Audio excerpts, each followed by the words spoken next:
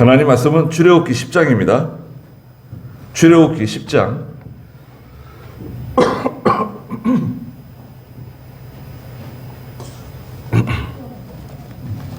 네? 네. 출애굽기 10장이요. 예. 출애굽기 10장 1절 말씀부터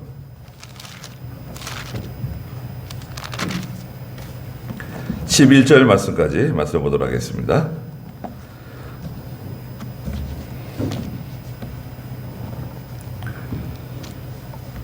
출애굽기 10장 1절입니다. 여호와께서 모세에게 말씀하시기를 바로에게 들어가거라. 내가 그의 마음과 그의 신하들의 마음을 완강하게 한 것은 내가 나의 이런 기적들을 그들 가운데 행하기 위함이며 내가 이집트에서 행한 일과 내가 그들 가운데서 행한 나의 기적들을 네가 내 자녀와 내 자손의 귀에 말하게 하고 내가 여호와인 것을 너희가 알도록 하기 위해서이다 라고 하셨다. 모세와 아론이 바로에게 들어가서 그에게 말했다. 히브리 사람의 하나님 여호와께서 이렇게 말씀하셨습니다. 네가 언제까지 내 앞에서 겸손하기를 거부하겠느냐? 나의 백성을 보내어 나를 섬기게 하여라. 네가 만일 내 백성 보내기를 거절하면 내가 내일 메뚜기를 내 영토 안으로 들어가게 할 것이니 메뚜기가 땅의 표면을 덮어서 사람이 땅을 볼 수 없을 것이며 메뚜기가 네게 남아있는 것들 곧 우박을 면하여 피해를 입지 않은 것들을 먹어버릴 것이다. 또 들에서 너희를 위하여 자란 모든 나무도 먹어버릴 것이며 네 집들과 너의 모든 신하들의 집들과 모든 이집트 사람들의 집들에 가득하게 될 것이다. 이것은 너의 아버지와 너의 조상이 이 땅에 있었던 날로부터 오늘날까지 아무도 보지 못하였던 일이다. 그 후 모세가 돌아서서 바로 앞에서 나왔다. 바로의 신하들이 바로에게 말하기를 언제까지 이 사람이 우리의 함정이 되어야 합니까? 그 사람들을 보내어 여호와 그들의 하나님을 섬기게 하십시오. 왕께서는 아직도 이집트가 망한 줄 모르십니까? 하고 모세와 아론을 바로에게 데려오므로 바로가 그들에게 말하기를 가서 너희 하나님 여호와를 섬겨라. 그런데 갈 자가 누구냐 하니 모세가 말했다. 우리가 우리의 젊은이와 노인과 함께 가고 우리의 아들들과 딸들과 양들과 소들도 함께 갈 것입니다. 우리가 여호와의 절기를 지켜야 하기 때문입니다. 그때 바로가 그들에게 말하기를 내가 너희와 너희 어린아이들을 보내야만 여호와가 너희와 함께 한단 말이냐? 보아라, 너희가 악하다. 그럴 수는 없으니 남자들만 가서 여호와를 섬겨라. 그것이 너희가 구하는 바이다 하였고 모세와 아론이 바로 앞에서 쫓겨났다. 그랬습니다. 네. 오늘 출애굽기 10장 1절부터 11절 말씀의 제목은 여러분 주보에 있는 것처럼 바로의 마음과 그의 신하들의 마음을 완강하게 하신 목적입니다. 여기 1절에도 말씀하셨죠.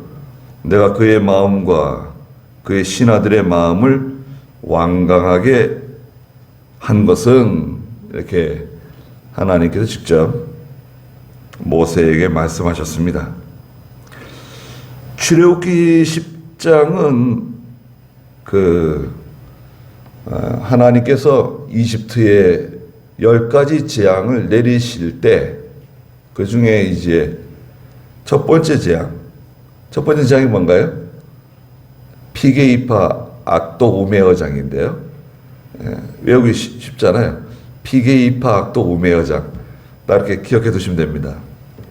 첫째는 피재앙, 이집트 땅의 모든 그 강물, 또 샘 근원, 지하수 같은 거 있잖아요. 샘 근원 같은 거 다 하나님이 피로 변하게 하셨어요. 피로 변하면 그 피 마실 수 없잖아요. 예, 피가 아무리 귀하지만 피를 물처럼 마실 수는 없습니다. 예, 하나님께서 생명을 주장하시는 하나님이시라는 거 보여주시고, 예, 모든 물이 다 피가 되게 해가지고 사람들이 물을 마시지 못하게 되었습니다. 첫 번째 재앙이죠. 두 번째 재앙은 개구리 재앙입니다. 개구리가 나일강에서부터 개구리가 확 올라와가지고 이집트를 막 뒤덮었죠. 개구리 재앙. 개구리 재앙이 끝나자마자 이 재앙이 찾아왔죠. 이가 그냥 우리가 생각하는 그런 이는 아닌 것 같아요. 요즘엔 그렇지 않지만 예전에 제가 어렸을 때 초등학교 다닐 때는 반 아이들 머리에 이가 있었던 것 같아요. 저도 집에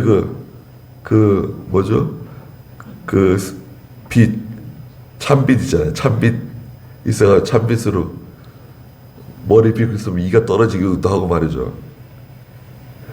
저 그런 시절이 그렇게 멀지 않았습니다. 네. 그런 이가 아니라요. 뭐라 그럴까? 빈대라고 해야 될까? 이보다는 크고, 예. 이 사람 몸에, 짐승에 막 달라붙어가지고, 괴롭히는 겁니다. 그러니까 이제 보통 우리가 생각하는 이하고는 조금 다른 거죠. 빈대처럼 들어붙어가지고 빨아먹는 거예요. 이가 그냥 창궐했습니다. 하나님이 이 재앙을 내리셨다고요. 그 다음에 이 재앙이 끝나자 파리가 말이죠. 온 이집트 전역을 다 뒤덮었어요. 이거 파리가 많으면 그것도 참, 지금이야 뭐 파리 그렇게 신경 안 쓰이시잖아요. 예. 제가 처음에 여기 용인 왔을 때, 저 밑에 교회에 있을 때요. 거름 냄새 대단했습니다. 예. 지금 냄새 나는 건 아무것도 아니었어요. 머리가 아플 정도로 막 거름 냄새가 나는데, 또 파리가 또 얼마나 막 예배당에 파리 들어오고 말이죠. 파리는요, 에어컨이 있으면 파리가 없어집니다. 예. 파리가 제일 싫어하는 건 찬바람이에요. 예. 그러니까 에어컨 돌리면 파리기는 자동적으로 달아납니다. 모기도 그렇죠. 예. 얘네들이 차가운 공기에서는 잘 활동할 수가 없어요. 예. 근데 뭐 파리가 그냥 새까맣게 이집트 전체를 덮은 거예요. 왕궁이든 막 신하들의 집이든 백성들의 집이든 파리 얼마나 많은지 죽을 지경이 된 거예요. 그 다음에 파리장이 끝나자 악질장이죠. 악질. 짐승에게 찾아온 전염병입니다. 짐승에게 해당되는 악질장이 찾아왔습니다. 짐승들이 막 쓰러지는 거예요. 예. 뭐 소 같으면 광우병이라고 할 수 있을까요? 하여튼 짐승들에게 찾아온 전염병이 창궐해져 가지고 짐승들이 막 쓰러져 죽는 겁니다. 악질재앙이 끝나자 찾아온 여섯 번째 재앙이죠. 독종재앙인데요. 독종. 종기의 종기. 종기재앙인데 이거는 짐승과 사람에게 다 같이 찾아왔어요. 사람에게 종기가 이제 생기는 거예요. 종기가 무섭습니다. 지금이야 뭐 약이 좋아져가지고 항생제 맞고 또 약을 먹고 이러면 뭐 종기 그냥 없어지죠. 녹아버립니다. 그 종기 무서운 재앙이 무서운 겁니다. 우리나라도 종기 때문에 많이 죽었어요. 그 역사적으로 보면요. 한양에서만 종기로 인해 가지고 10만 명 이상 죽은 기록이 있어요. 예. 왕들도 죽고 종기 때문에 공주들, 왕자들도 죽었습니다. 예. 그러니까 그 종기가 무서운 겁니다. 예. 그리고 이 독종재앙, 종기재앙이 지나가자마자 이 9장 마지막에 보면 하늘에서 우박이 떨어졌습니다. 우박. 이 우박이 얼마나 위협적인 우박이었냐면요. 사람이나 짐승이 맞으면 죽는 거예요. 사람이나 짐승이 맞으면 죽을 만한 우박이니까 얼마나 클까요? 뭐, 이 주먹만 할까요? 예? 소가 맞아 죽고 사람이 맞아 죽는 우박이 하늘에서 막 쏟아져 내리는 거예요. 그러니까 이 들의 작물들, 사람이 재배하는 채소, 뭐 이런 작물들은 못 버텨나고 나무들, 굵은 나무들, 큰 나무들만 간신히 좀 살아남고 들에 있는 가축이나 사람은 죽었어요. 죽는 거예요. 그 허름한 집들도 막 다 무너지거나 파괴되거나 그렇게 됐겠죠. 그 우박재앙까지 끝나고 나서 10장이 시작된 거예요. 그 10장에서 바로 우매어장이잖아요. 메뚜기, 우매, 어둠, 장자재앙, 세 가지 재앙이 남아있는데 그 세 가지 재앙 들어가기 직전에 하나님께서 모세에게 여기 10장에서 한 말씀 하신 거예요. 내가 이집트에서 이런 큰 이 재앙, 이런 기적적인, 이런 위협적인 두려운 일을 행하는 이유가 뭐냐? 목적이 뭐냐? 거기에 대해서 알려주시는 거예요. 내가 왜 이 일을 하는지 모세에게 아주 선명하게 알려주셨어요. 그러니까 우리가 생각할 때는 7개 재앙이 내려왔고 그냥 바로 그냥 8번째, 9번째, 10번째 재앙까지 그냥 계속 내려간 게 아니라 10장에서 하나님께서 짤막하지만 아주 중요한 말씀을 하신 거예요. 1절 한번 읽어보시겠어요? 여호와께서 모세에게 말씀하시기를 바로에게 들어가거라. 내가 그의 마음과 그의 신하들의 마음을 완강하게 한 것은 내가 다의 이런 기적들을 그들 가운데 행하기 위함이며. 네. 여기 성경을 보십시오. 여호와께서 모세에게 말씀하셨다 그랬습니다. 하나님께서 모세에게 직접 말씀하신 거예요. 뭐냐? 바로에게 들어가라는 거예요. 두려워하지 말고 바로에게 들어가서 내가 너한테 해주는 말을 전해주라는 거예요. 하나님의 말씀은 전하는 사람이, 전도자가, 또 설교자가, 여러분 다 전도자 아닙니까? 우리 다 전도자잖아요. 전도자라고도 말하고 선포자라고 하는 말이 사실은 정확합니다. 전도자, 선포자예요. 선포자의 의미는 뭐냐면 상대방이 혹은 청중이 듣든지 말든지 전하는 거예요. 선포는 내 앞에 있는 사람들의 입장을 고려하지 않는 겁니다. 저 사람이 내 말 들어주면 내가 말하고, 저 사람이 내 말 들어주지 않으면 에이 말해야지. 말 듣지도 않는데 뭐 따라 말해주냐. 죽든지 말든지 네 알아서 해라. 그건 선포자의 자격이 아닙니다. 전도자는 그렇게 하는 게 아니에요. 에스겔 2장 7절에 보면 하나님께서 에스겔에게 그 원래 말 안 듣는 사람들이니까 원래가 말을 안 듣는 사람들이다. 여러분들은 다른 사람의 말을 잘 듣는 사람인가요? 어떻게 잘 들으세요? 다른 사람의 말을 잘 들어주는 거 있잖아요. 그거 참 쉽지 않죠. 예. 다른 사람이 얘기할 때 들어주는 거. 들어주는 것에서 좀 더 나가면 좀 귀를 기울여 가지고 마음을 기울여서 들어주는 거. 경청이래. 경청할 수 있는 사람은 좋은 귀를 가지고 있는 겁니다. 좋은 인격이라고 할 수 있어요. 보통은 다른 사람의 말을 잘 듣지 않습니다. 그리고 이제 듣는 데서 끝나지 않고 그것을 듣고 이제 실행에 옮기는 사람이라고 하면 거의 완전자라고 할 수 있어요.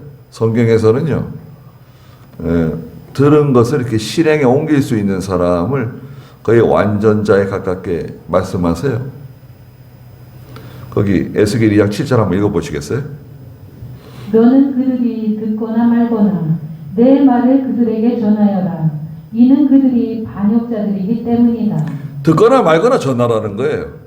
그 3장 11절도 한번 읽어보세요. 에스겔 3장 11절. 포로가 된 네 백성의 장로들에게 가서 그들에게 말하여라. 그들이 듣거나 말거나 주 여호와께서 이같이 말씀하신다라고 그들에게 말하여라 하셨다. 듣거나 말거나 듣든지 말든지 그걸 염려하지 말고 주 여호와께서 이렇게 말씀하셨다. 가서 얘기해 주라는 거예요. 그게 전도자고 선포자의 자세입니다. 그러니까 우리가 하나님의 말씀을 전하거나 전도할 때 그 상대방의 입장을 너무 이렇게 생각할 필요 없어요. 괜히 말해줬다가 욕이라도 먹으면 어떻게 하냐. 뭐 욕 먹을 수 있죠. 욕 먹을 수도 있고 무시당할 수도 있습니다. 그러나 전할 때는 그냥 전하는 겁니다. 예수 믿으세요. 교회 나가시자고요. 또 예수 믿으면 참 좋습니다. 그 전도하는 거 있잖아요. 같이 하나님 섬기자고, 이렇게 같이 교회 나가자고, 같이 예수 믿자고 이렇게 말하는 거 있잖아요. 그 예수 믿지 않는 사람이 들을 때는 참 별 가치 없게 우습게 들릴 수도 있지만 전해가지고 그 듣는 사람이 내 말을 듣고 예수 믿고 하나님의 백성이 되고 하나님의 자녀가 되었다. 야, 그건 참 놀라운 일이 벌어지는 겁니다. 예. 한 사람의 생명이 온 우주보다 귀하다 그랬어요. 천하보다 귀하다 그랬습니다. 한 사람의 생명, 이 육체의 생명이 아니라 그 사람 그 영적 생명 건져내는 거, 천하보다 귀한 생명 건져내는 겁니다. 그 모세에게 하나님께서 하시는 말씀이 뭐예요? 바로에게 들어가서 내가 너한테 주는 말을 말해주라는 거예요. 지금까지 7번 말 안 듣고 재앙을 받았는데, 말 안 듣고 딱 이렇게 7번 재앙 받았잖아요. 이 끝이 아니다. 끝이 아니고 아직 더 남았다는 거예요. 더 남았는데 그래도 가서 전해주라는 거예요. 바로에게 들어가거라.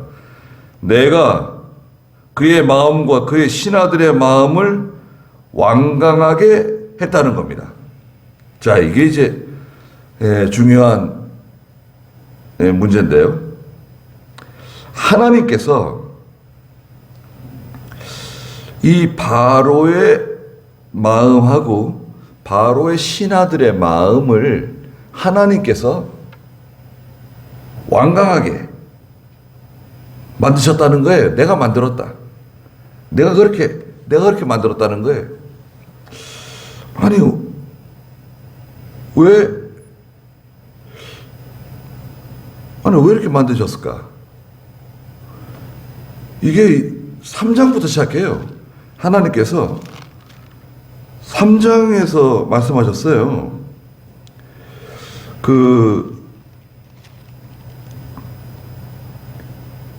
하나님께서 9장 보시자고요. 7장 4절에 말씀하셨는데 7장 4절 한번 읽어보시겠어요? 7장 4절. 바로가 너희의 말을 듣지 않을 것이니 내가 내 손을 이집트에 뻗쳐 큰 재앙들을 내리고 내 군대 내 백성 이스라엘의 자손을 이집트 땅으로부터 나오게 할 것이다. 네, 말 안 듣는다는 거예요. 첫째는 말 안 듣는다. 그 다음에 7장 13절 보시겠어요? 그러나 여호와께서 말씀하신 것과 같이 바로의 마음이 완고하여 그들의 말을 듣지 않았다. 바로의 마음이 아주 완고해져 가지고 그들 모세와 아론의 말을 듣지 않았다. 9장에도 말씀하시고요. 10장에 지금 또 말씀하시는데 성경에서는 이렇게 말씀하세요. 완고해졌다. 완강해졌다. 또 강팍해졌다고도 말씀하셨어요. 강팍해졌다. 9장 34절 35절에서는 마음이 강팍해졌다. 단어는 조금 다릅니다. 완강해졌다고 하는 단어하고 강팍해졌다고 하는 단어는 그 원문에 달라요. 그런데 우리가 이해하는 것과 같습니다. 완강해졌다, 강팍해졌다. 어떤 의미가 있습니까? 마음이 돌처럼 땅땅해진 거예요. 말 안 듣는 거예요. 말 안 듣고 그 다음에 또 다른 의미는 교만입니다. 오늘 본문에 나오는데 교만해졌기 때문에 말을 안 듣는 거예요. 누구든 마찬가지입니다. 그 말 안 듣는 거는요, 교만한 마음이 있어서 그래요. 그러면 이제 말을 안 듣는 거예요. 내가 할 수 있다. 내 마음이 있는 거거든요. 사무엘상 15장에서는 그 사무엘이 이스라엘의 초대왕 사울을 책망하는 장면이 나오죠. 아말렉과의 전쟁에서 이겼어요. 전쟁에서 이겼지만 사울 왕은 개인적으로 이제 실패하게 된 겁니다. 그 전쟁을 통해서 속에 있는 게 드러났어요. 전쟁에서는 이겼는데 아말렉과의 전쟁에서 하나님 명령대로 수행해가지고 전쟁은 이겼어요. 이겼는데 결과적으로는 사울의 믿음 없는 게 이제 증명이 됐어요. 드러났어요. 하나님의 일은 잘 되는데요. 여러분, 잘 생각해 보세요. 하나님의 일은 전체적으로 잘 되는데 하나님의 일이 잘 되는 동시에 내 개인의 믿음이 노출되는 거예요. 내 믿음이 드러났어요. 교만한 마음이 드러났어요. 두려워하는 마음이 드러났어요. 믿음 없는 거, 양심 안 쓰는 거, 욕심 많은 거, 이게 노출되는 거예요. 하나님이 그거를 이렇게 노출시켜요. 드러나게 만들어요. 그 상황을 통해서. 그래가지고 이제 사무엘상 15장 22절 23절에 사무엘 선지자가 사울을 책망하는 내용이 나오는데요. 사무엘 선지자가 사울을 이제 왕으로 세웠잖아요. 거기 한번 읽어보시겠어요? 사무엘상 15장 22절. 사무엘이 말했다. 여호와께서 번제와 다른 제사를 여호와의 음성을 듣는 것 같이 기뻐하시겠습니까? 순종이 제사보다 낫고 듣는 것이 순양의 기름보다 낫습니다. 그러나 거역하는 것은 점술의 죄와 같고 완악한 것은 우상을 섬기는 죄와 같습니다. 왕이 여호와의 말씀을 거역하니 여호와께서도 왕을 버려 왕이 되지 못하게 하셨습니다. 네, 사무엘이 사울에게 하는 말이 그겁니다. 아니, 여호와께서 번제와 다른 제사를, 지금 말하면 예배죠. 예배 드리는 거. 여호와의 음성을 듣는 것 같이 기뻐하시겠습니까? 제사는 뭐 아주 호화롭게 의식적으로 아주 대단하게 많은 사람들이 모여가지고 웅장하게 뭐 제사 드려요. 예배 드려요. 그런데 실제 그 개개인은 하나님 말씀 순종 안 해. 믿음으로 살지 않아요. 주일 안 지켜. 순종 생활 안 해요. 기도 생활 안 해. 그러니까 하나님께서 지금 뭐라 그러시는 거예요? 여호와의 음성을 듣는 것 같이 기뻐하시겠습니까? 순종하는 것이 제사보다 낫고 하나님 말씀 듣는 게 순양의 기름보다 낫습니다. 여러분, 부모 섬기는 것도 마찬가지죠. 부모님에게 아무리 금전적으로 또 아무리 물질적으로 잘 효도를 한다고 해도 마음이 그 부모님을 존경하고 부모님을 사랑하고 위하지 않는다 그러면 그 부모가 기뻐할까요? 마음으로는 전혀 부모를 위하는 마음이 없어요. 사랑하는 마음이 없어요. 존경하는 마음이 없어요. 그냥 물질적으로 금전적으로 이렇게 잘해드리는 거예요. 부모가 그걸 모를까요? 그거는 아무 의미가 없는 거죠. 거역하는 것은 점술의 죄와 같고, 거역하는 것은 점쟁이 찾아다니면서 물어보는 것 같다는 거예요. 완악한 것, 완악한 것 또 나오죠. 우상 섬기는 죄와 같다는 거예요. 완고한 마음은, 강팍한 마음은 우상 섬기는 죄와 같대요. 그러니까 결국 무슨 뜻입니까? 그건 하나님 징계하시겠다는 거예요. 망한다는 거예요. 겉으로는 온유한데 속으로는 아주 이 강박한 마음을 가지고 있는, 우리가 뭐 다 보통 그렇죠.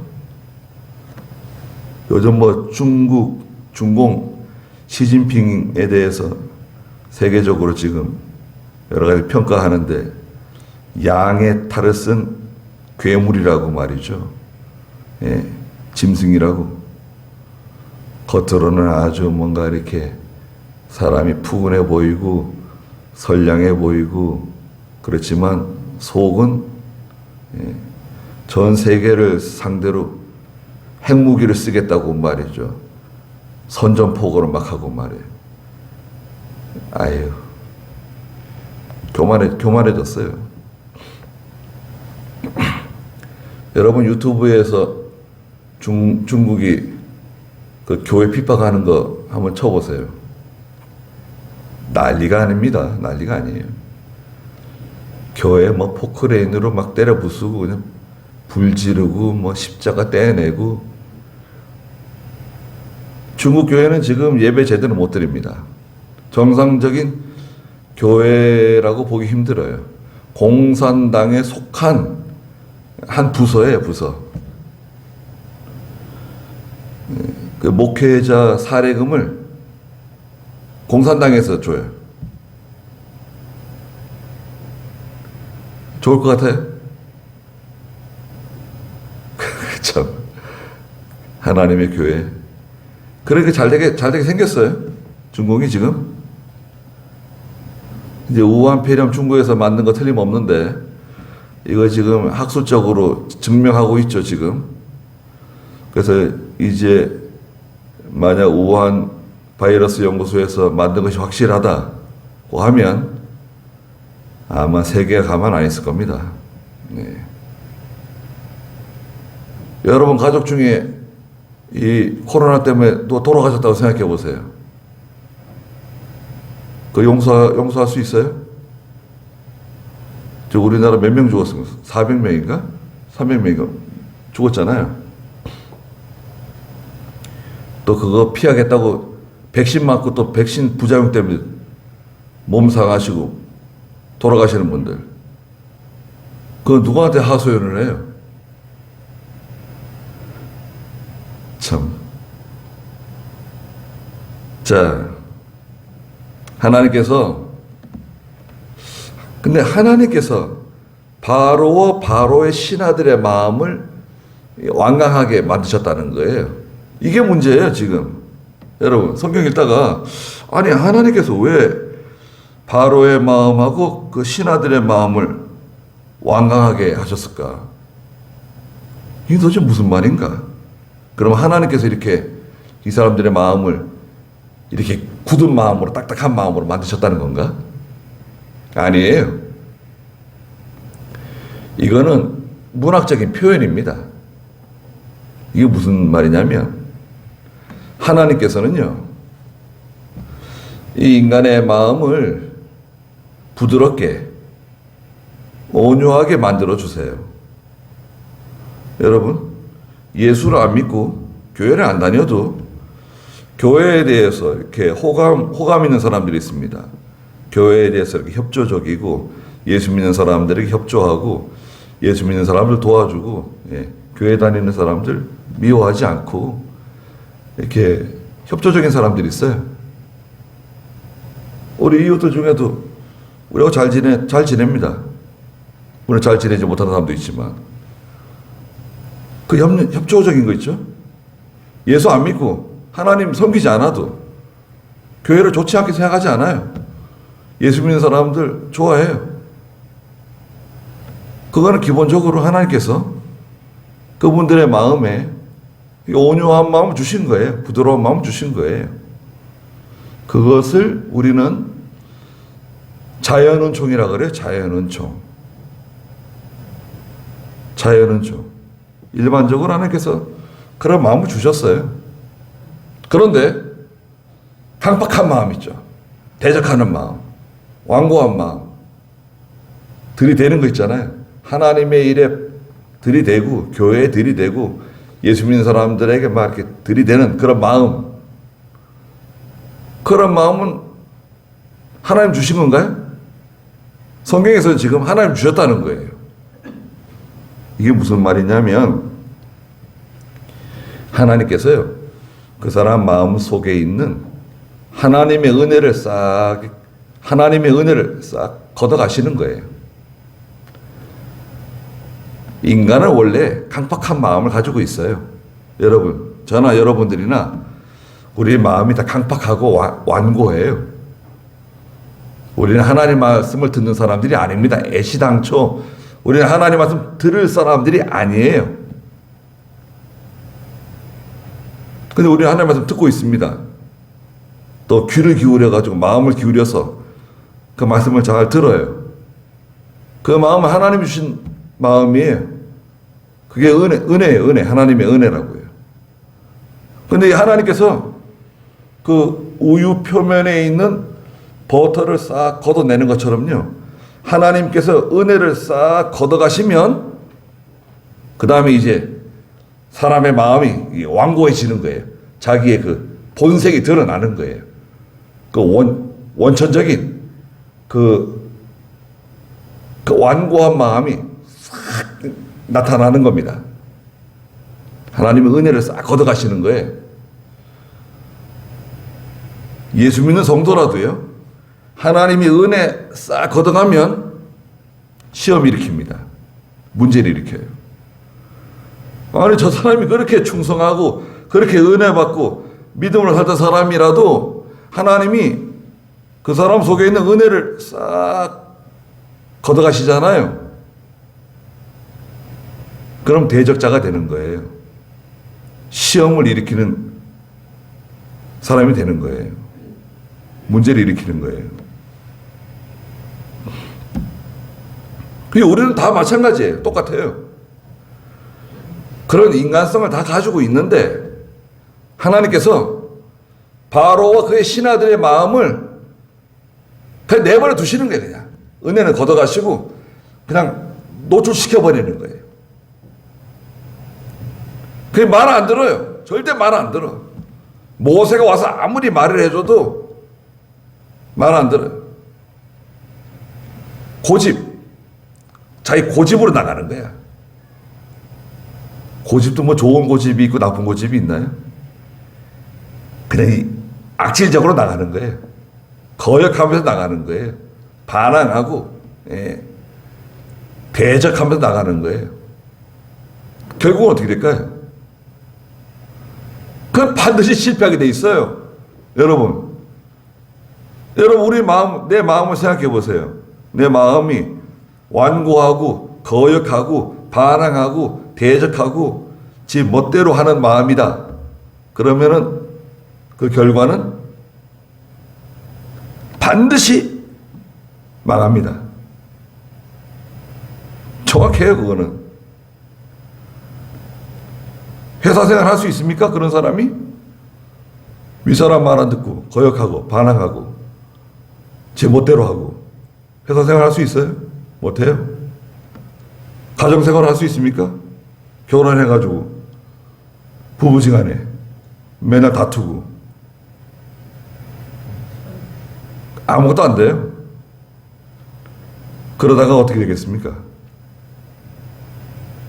결혼 생활도 실패하고 직장 생활도 실패하고 그러다가 이제 인생이 지나가는 겁니다.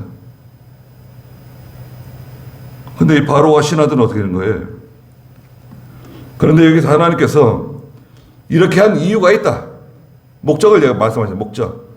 내가 이렇게 한 목적이 세 가지다. 첫째는 뭐냐? 1절 마지막에도 있는 것처럼 내가 나의 이런 기적들을 그들 가운데 행하기 위함이다. 하나님께서 이 징계를 내리시기 위해서 이렇게 만드셨다는 거예요. 순종 잘하고 겸손하고 온유하고 모세 말 잘 듣고 그러면 징계를 내릴 수가 없잖아요. 이집트에 10가지 재앙이 내려와야 되는데 말 잘 듣고 순종하고 온유하고 뭐 모세가 시킨 대로 다 하고 이러면은 하나님의 그 징계가 내려올 수가 없잖아요. 하나님께서 계획하신 일이 이루어지도록 하기 위해서 내버려 두시는 거예요. 하나님의 육이라 그러거든. 하나님의 육이. 기억하세요. 뭐 유기견 있죠. 유기견. 개를 갖다 버렸다. 유기견. 뭐 아이를 갖다 버렸다. 유기했다. 내버리는 거예요. 하나님의 육이라 그래요. 하나님이 내버린 사람. 내버린 거예요, 그냥. 그래가지고 하나님의 징계를 몽땅 받도록 만드신 거예요. 첫째 목적은 이거예요. 하나님의 10가지 재앙이 다 내려오게 하기 위해서. 두 번째 목적은 뭐냐? 2절 한번 읽어보세요. 내가 이집트에서 행한 일과 내가 그들 가운데서 행한 나의 기적들을 내가 내 자녀와 내 자손의 귀에 말하게 하고 내가 여호와인 것을 너희가 알도록 하기 위해서이다 라고 하셨다. 두 번째 목적은 뭐냐? 내가 이집트에서 행한 일, 또 내가 그들 가운데서 행한 나의 기적들, 하나님이 10가지 재앙을 내리시잖아요. 이것들을 모세 네가 네 자녀와 네 자손의 귀에 말해 줄 수 있도록 하기 위해서 자녀들에게, 자손들에게, 친구들에게, 이웃에게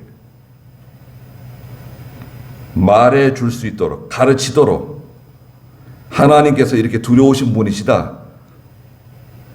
하나님 명령 순종하지 않으면 이렇게 다 망한다. 하나님은 살아계신 분이시다. 하나님께서 하나님 백성 구원하시기 위해서 이런 일을 행하신 분이 바로 하나님이시다. 여호와시다. 그걸 가르치고 전해주게 하기 위해서 내가 이 일을 한다는 거예요. 하나님에 대해서 분명히 깨달은 사람은요, 말해줍니다. 자녀들에게, 친구들에게, 이웃에게. 분명히 깨달은 사람은요, 말 안 해줄 수가 없어요. 왜? 다 보이는데 뭐 훤하게 보이잖아요. 저러면 안 되는데, 저러면 실패하는데, 저길로 가면 안 되는데, 다 보이잖아요. 보이니까 말해주죠. 그 사람이 듣든지 안 듣든지 그거는 그 사람 문제고, 보이니까 말해주는 거예요. 친구들도 예수 안 믿지만 말해줄 수 있잖아요. 그렇게 하면 안 된다. 그건 잘못된 거다. 그런 방법 쓰면 안 된다. 그렇게 말하면 안 된다. 그런 태도를 가지고 나가면 안 된다. 말 안 듣는 거. 그건 어쩔 수 없는 거죠, 뭐. 그렇지만 내 자손들에게, 자녀들에게 가르치고 말해줄 수 있도록 하기 위해서 내가 이 일을 하는 거다. 세 번째 목적은 뭐냐? 2절 마지막에 있는 것처럼 내가 여호와인 것을 너희가 알도록 하기 위해서.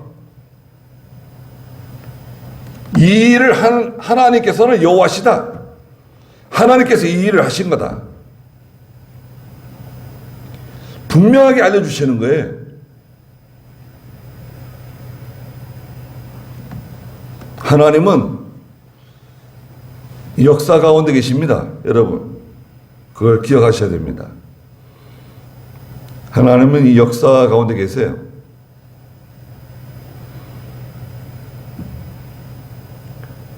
이 역사를 주장하시는 분이 하나님이십니다. 우리 개인의 역사뿐만 아니라 이 모든 국가, 모든 역사를 주장하시는 분이, 역사를 기록하시는 분이 하나님이세요. 하나님은 두려워해야 됩니다.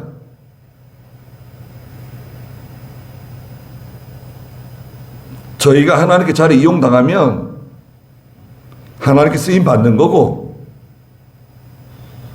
하나님께 잘 이용당하지 않으면 그냥 살다가 사라지는 거예요. 잠깐 그 불티죠, 불티. 욥기서에는 사람이 무엇이냐, 인생이 무엇이냐, 날아가는 불티와 같다는 거예요. 불티. 이렇게 모닥불 피우면 불티가 이렇게 날아오르잖아요. 반짝했다가 사라져 버리잖아요. 우리는 다 그런 존재들입니다.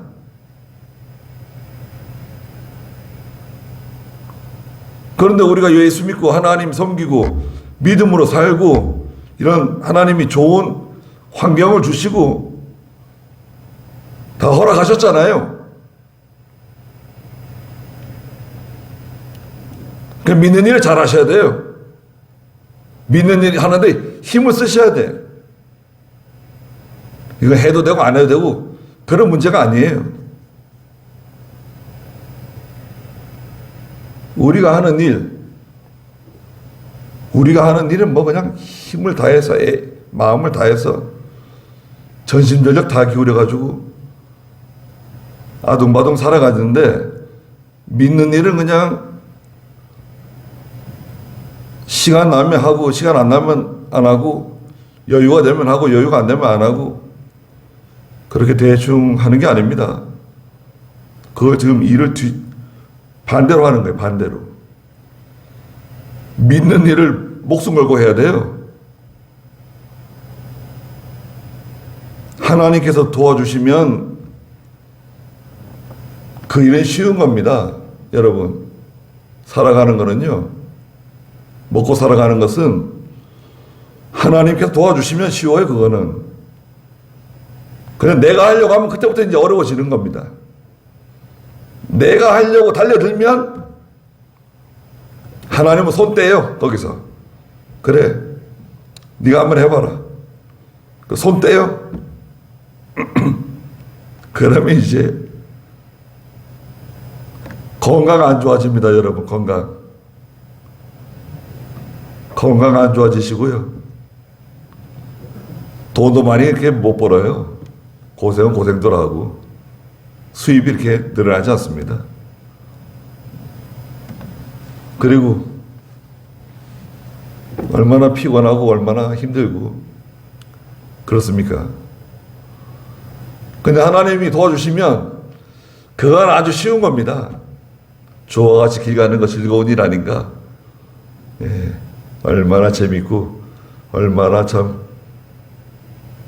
그 일은 쉬운 거예요. 쉬운 길 다 내버려 두고 어려운 길로, 바로와 바로의 신하들 보세요. 마음 쓰는 거 보세요. 마음이 굳어져 가지고 완강해져 가지고 강팍해져 가지고 말 안 듣고 제 고집대로 계속 나가잖아요. 다 어떻게 됐습니까? 이 사람은 다 어떻게 됐어요? 나중에 나라가 망했습니다. 나라가 망했어요. 이 10가지 재앙 내려오는 바람에요, 나라가 망했어요. 뒤에 그 신하들이 바로에게 하는 말 아까 읽었잖아요. 제가요, 이 뒤편에 신하들이 바로에게 뭐라 그럽니까? 7절에 보면은 바로의 신하들이 바로에게 말하기를, 아니 언제까지 이 사람이 우리의 함정이 되어야 합니까? 그 사람을 보내요. 여호와 그들의 하나님을 섬기게 하십시오. 왕께서는 아직도 이집트가 망한 줄 모르십니까? 나라 망했다는 거예요. 지금 7가지 재앙 내렸는데 나라 경제가 다 망했어요. 피, 개구리, 이, 파리, 우박, 악질, 독종, 그 재앙 내려오면서 나라가 지금 다 거들났어요. 경제가 다 파탄입니다. 왕은 아직도 그거 모르시냐고. 이 사람들 빨리 내보내야 된다. 신하들이 이렇게 말해줘도요, 또 말 안 들어요. 그러니까 말 안 듣는 사람은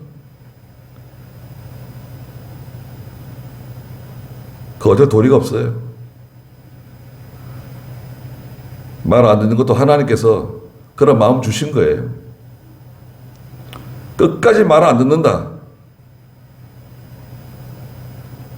그러면 우리는 그렇게 알면 되는 거죠. 하나님께서 내가 아주 그냥 말 안 듣다가 망하게 하시려고 그러시는가 보다. 그렇게 생각하면 되는 거예요. 근데 온유하고 겸손해가지고 말을 잘 듣는다. 그 사람은 복 받은 사람이죠. 하나님께서 나한테 이렇게 온유하고 겸손한 마음 주셔가지고 하나님이 큰 은혜를 베풀어 주시려고 그러시는가 보다. 정답입니다. 어떻게 우리는 말 잘 듣는 사람들인가요? 네. 제 선생님도 이백영 목사님께서 저한테, 야, 너 이렇게 말을 안 듣냐? 하여튼 말을 안 듣는다고 그런 말씀 종종 하셨습니다. 아니, 말 잘 듣는데 왜 말을 안 듣는다 그러실까? 예. 선생님이 볼 때, 어른이 볼 때는 참 너무 유치하고 말을 안 듣는다고 그렇게 보이시는 거죠. 제 멋대로 하니까, 제 멋대로 하니까 말 안 듣는 거죠, 뭐. 그럼 고생하는 거죠, 뭐. 고생하게 돼 있어요. 자, 하나님께서 바로의 마음과 그 신하들의 마음을 완강하게 하셨다고 하는 그 뜻은 무엇이냐? 내버려 두신 거다. 하나님이 일부러 의도적으로 그 사람들의 마음을 돌처럼 굳은 마음으로 만드신 게 아니라 하나님의 은혜를 걷어가신 거다. 하나님의 은혜 걷어가시면 마음 완강해집니다. 그리고 세 가지 목적이 있다. 첫 번째는 뭐죠? 이 재앙을 다 내리기 위해서. 몇 가지 재앙. 말 잘 들으면 내릴 수가 없잖아요. 두 번째 목적은 뭐죠?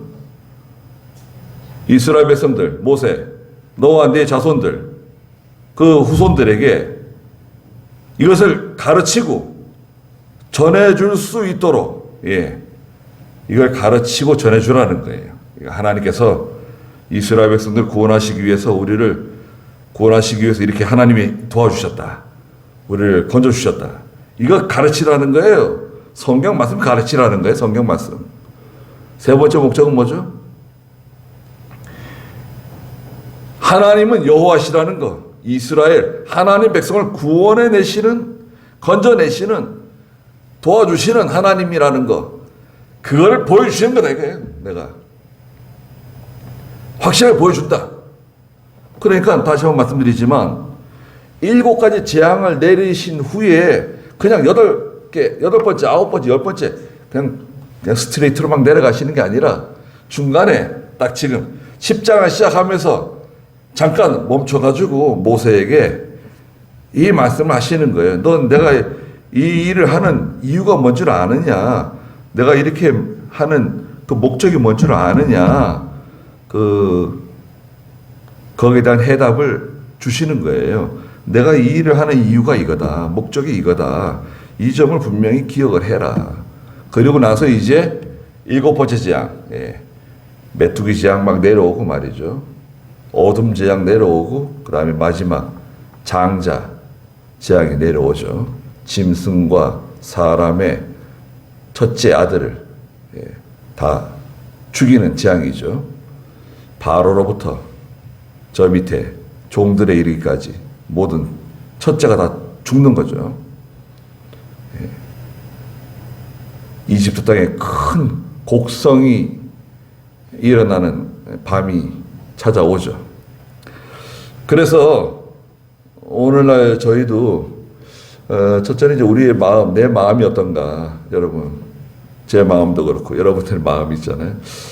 내 마음은 그 하나님의 말씀을 잘 듣는 마음인가, 듣는 귀를 가지고 있는가, 어떤 태도를 가지고 있는가 생각해 보세요. 그리고 겸손해야 됩니다. 겸손하고 온유해야 돼요. 온유한 마음으로 잘 듣고, 보통은 이제 그 하나님 말씀도 그렇고 윗사람, 부모라든지 윗사람이 하는 말은 잘 마음에 안 맞아요. 우리 마음에 하기 싫어. 말하자면 짜증나고 기분 나쁘고 뭐 이렇게 그럴 수도 있습니다.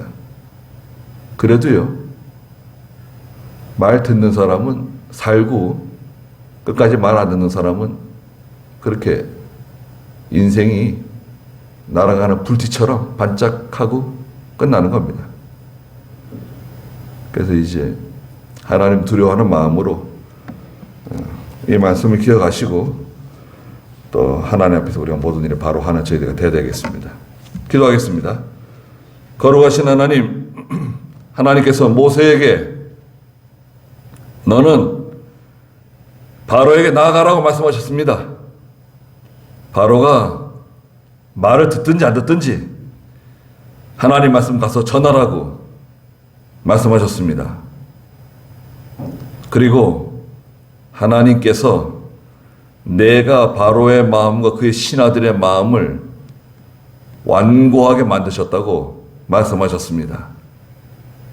그래서 하나님께서 내리고자 하시는 그 10가지 재앙을 다 내리시고 또 이스라엘 자손들에게 하나님의 말씀을 가르쳐서 하나님이 구원해 주시고 하나님이 우리를 인도해 주시고 하나님께서 보호해 주신다는 것 가르치도록, 또 하나님의 백성 구원해 내시는 분이 바로 여호와 하나님이라는 것을 분명히 깨닫게 하기 위해서 내가 이 일을 한다고 하나님께서 선언적으로 모세에게 알려주셨습니다.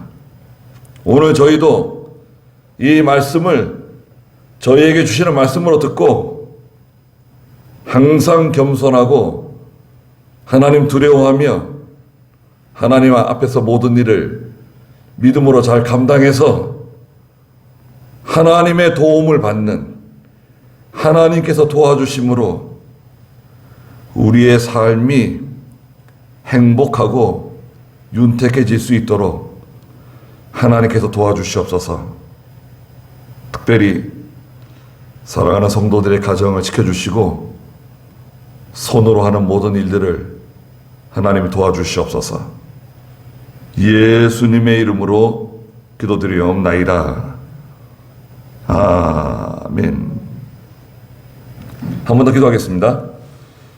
우리 주 예수 그리스도의 크신 은혜와 하나님 아버지의 무한하신 사랑하심과 성령의 감화하시고 감동하신 은혜의 역사가 사랑하는 모든 성도들과 믿음의 가정들과 믿음의 자녀들에게 항상 계시기를 축원하옵나이다. 아멘.